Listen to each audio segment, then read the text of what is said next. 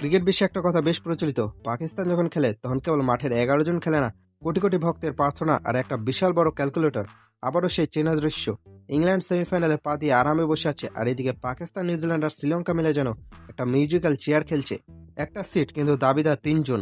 আজকে আমরা দেখব পাকিস্তানের সেমিফাইনাল যাওয়ার সেই বিখ্যাত যদি তবে সমীকরণ অনেক লম্বা হতে পারে, কিন্তু পাকিস্তানের জন্য প্রথম লাইনটা একদম ক্রিস্টাল ক্লিয়ার। ভাই, আগে তো নিজেদের ম্যাচটা জিততে হবে। শ্রীলঙ্কার বিপক্ষে নিজেদের শেষ ম্যাচে জয়ের কোনো বিকল্প নেই।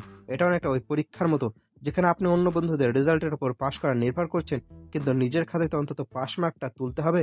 বাবর শাহিনদের প্রথম এবং প্রধান ডিউটি হলো শ্রীলঙ্কাকে হারানো। এটা না করলে বাকি সব সমীকরণ খাতা থেকে মুছে ফেলে এয়ারপোর্টের টিকিট বুক করতে হবে। এখন আসা যাক মজার পাটে। আগামীকাল শ্রীলঙ্কা নিউজিল্যান্ডের মুখোমুখি। এখানে পাকিস্তানের অবস্থানটা একটু অদ্ভুত। কালকের জন্য সব পাকিস্তানি ফ্যানকে মনে প্রাণে শ্রীলঙ্কান হয়ে যেতে হবে। মনে মনে গাইতে হবে, শ্রীলঙ্কা তোমরাই সেরা।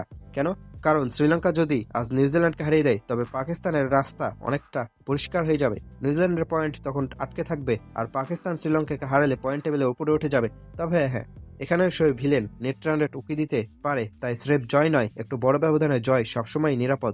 এবার আসে আসল টুইস্টে। পাকিস্তান শুধু নিজেদের জয় আর শ্রীলঙ্কার জয় চাইলেই হবে না, মনে মনে গাইতে হবে আল্লাহ সেভ দ্য কিং, অর্থাৎ ইংল্যান্ডকে সাপোর্ট করতে হবে। কেন? কারণ ইংল্যান্ড তো অলরেডি সেমিফাইনালে। নিউজিল্যান্ডের শেষ ম্যাচে যদি ইংল্যান্ডের সাথে হয়, তবে পাকিস্তান চাইবে বাটলাররা যেন কিউইদের একদম উড়িয়ে দেয়। সহজ কথায়, পাকিস্তান জিতবে আর ইংল্যান্ড নিউজিল্যান্ডকে হারাবে, ব্যাস। তাহলেই কেল্লাপথে। পাকিস্তানের ভক্তরা এখন হয়তো ভাবছে, নিজেদের ম্যাচের চেয়ে ইংল্যান্ডের ম্যাচের স্কোরবোর্ড বেশি নজর রাখতে হচ্ছে কেন ভাই? এটাই তো পাকিস্তান ক্রিকেটের বিউটি। তাহলে সারসংক্ষেপে কি দাঁড়ালো? শ্রীলঙ্কাকে হারাও, আর শ্রীলঙ্কা যাতে নিউজিল্যান্ডকে হারায় সেই দোয়া করো, আর সবশেষে ইংল্যান্ডের পতাকা নিয়ে নিউজিল্যান্ডের বিপক্ষে গলা ফাটাও। ক্রিকেট গৌরবময় অনিশ্চয়তার খেলা, আর পাকিস্তান সেই অনিশ্চয়তার রাজা। দেখা যাক শেষ পর্যন্ত ক্যালকুলেটর হিসাব মেলে নাকি কিউইরা সব হিসেব ওলটপালট করে দেয়। আপনার কি মনে হয়, পাকিস্তান কি পারবে সেমিফাইনালে যেতে?